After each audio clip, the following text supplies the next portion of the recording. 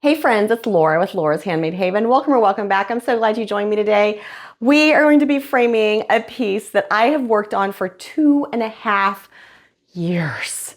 I started this way back in January or February of 2024, and I just finished it about 3 weeks ago, and I'm gonna frame it today because I could not wait to get it in a frame. I don't care if it isn't fall yet, it is going to be on the wall. So I have my Houses on Pumpkin Lane completed. Link in the description box below to tell you all about the designer and the company that she runs.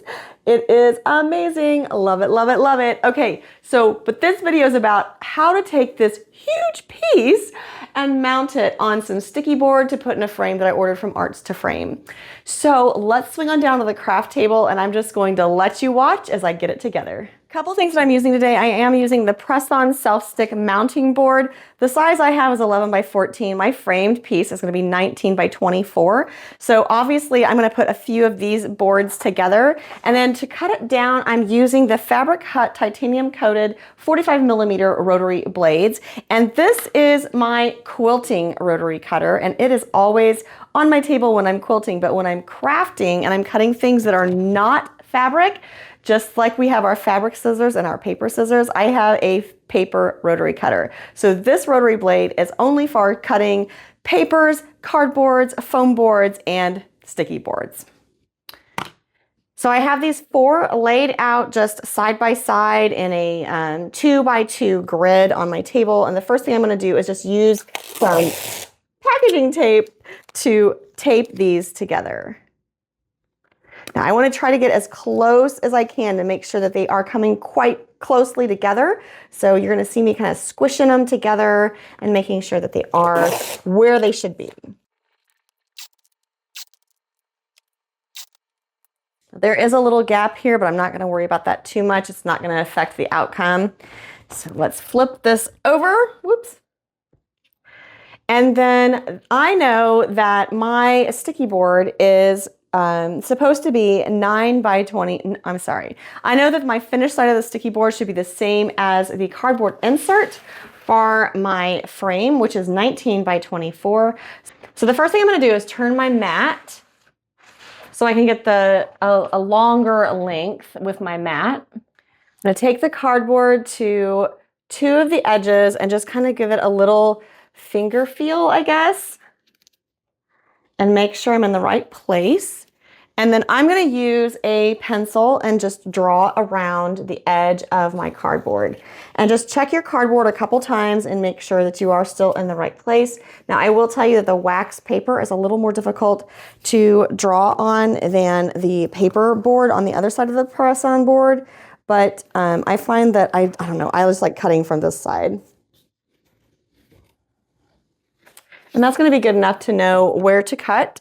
So now I'm going to use my 6 by 24 inch quilting ruler. I'm going to lay it right on the line. I'm going to use my paper rotary cutter to cut.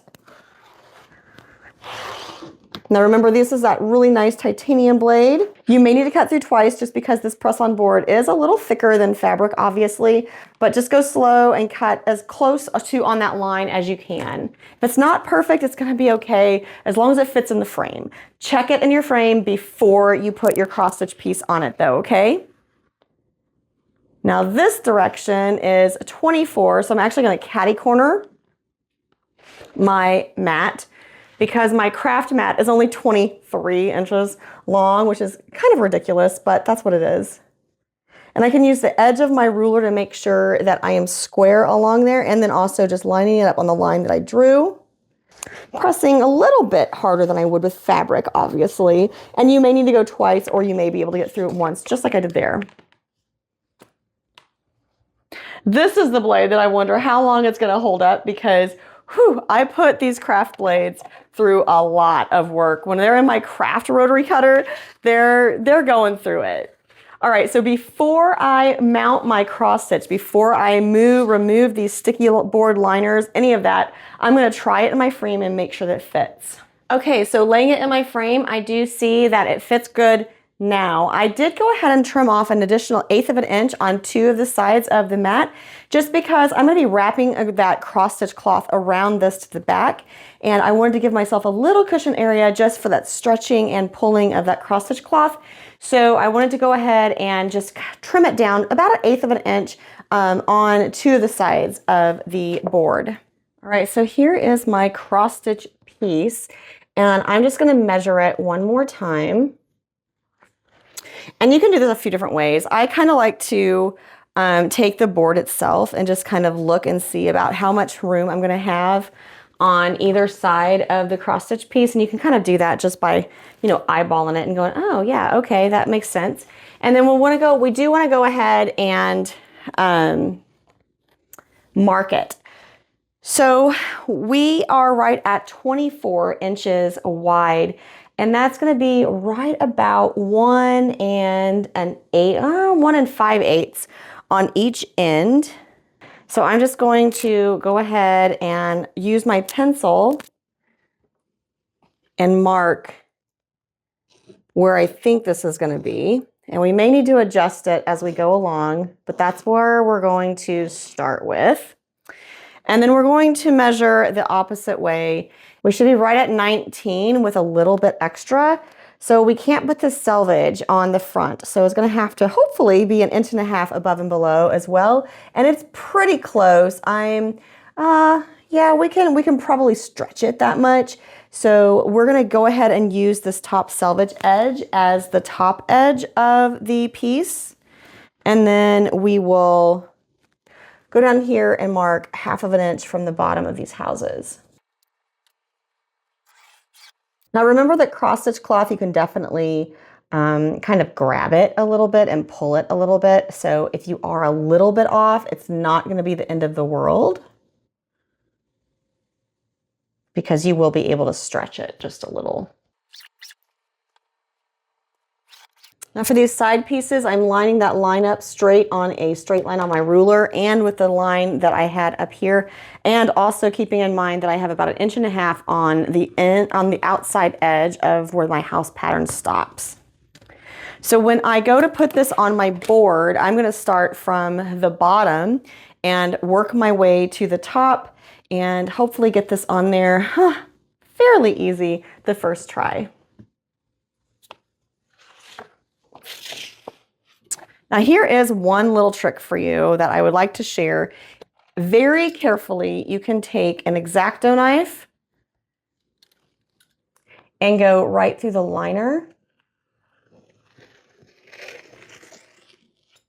That way you don't have to take the entire sticky board off. You can just take a part of it off.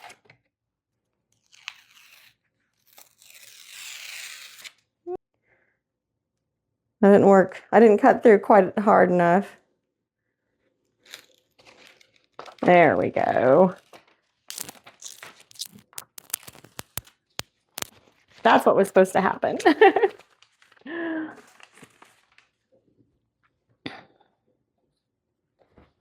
Now we're just going to line that up right on those 2 lines. And we're going to press.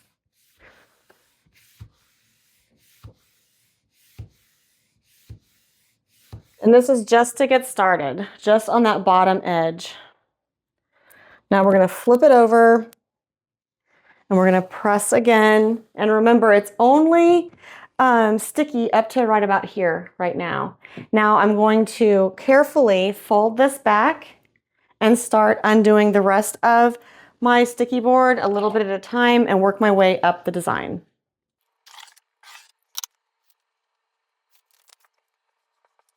Obviously, you want to make sure that you have clean hands before you do this. If you're having problems with your sticky board liner, take a pin and go out from the corner, and that will help you pull it up.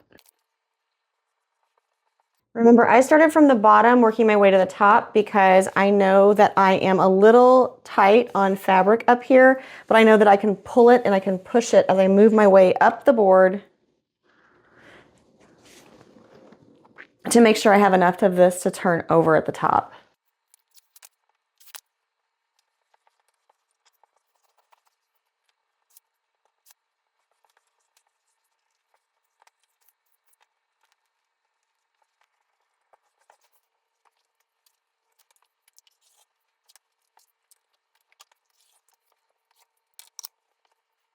At this point, I would encourage you to go ahead and put it in your frame and give it a quick little glance to make sure it is the way you want it, because once you glue this onto the back of the board, it's going to be a little more difficult to redo. So I have done that and I'm happy with it. It's not perfect, but it's good enough, and I am not really going for perfect, I guess.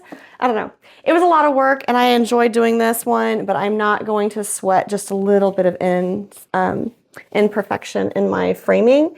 So I'm just going to use my hot glue gun and glue down the back corners of these fabrics so I can put in the cardboard and have this framed.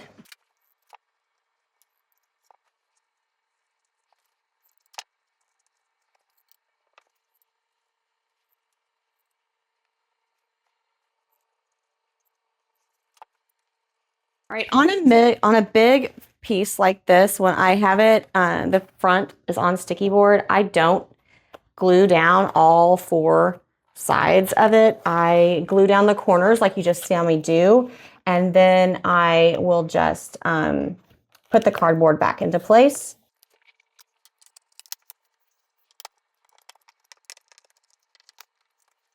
All right, the last thing we have to do is just put the hanger onto the frame and we'll be able to hang it on the wall.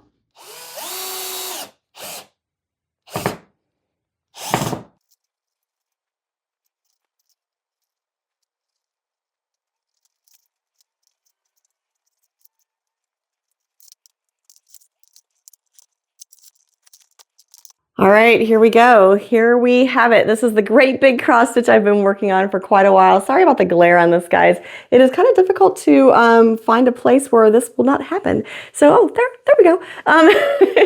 So this is actually the cross stitch itself. The frame is a 19 by 24. The cross stitch itself is 16 by 21. I did stitch this on a 14 count Lugana. That's why it's so big. The Houses on Pumpkin Lane isn't actually intended to be this big. I think you're supposed to stitch on an 18 count, but I just didn't want to do that. So I stitched it on 14. That's why mine is so large. I'm going to go ahead and hang it on the wall so you can admire it with me. But this is Houses on Pumpkin Lane. Link in the description box down below. I love this work so much, and I am so happy to finally have it finished and framed. And I hope that you picked up a tip or trick or two in the video today. If you have other tips on how to frame large pieces of work, please leave those in the comments below. I love hearing from you guys.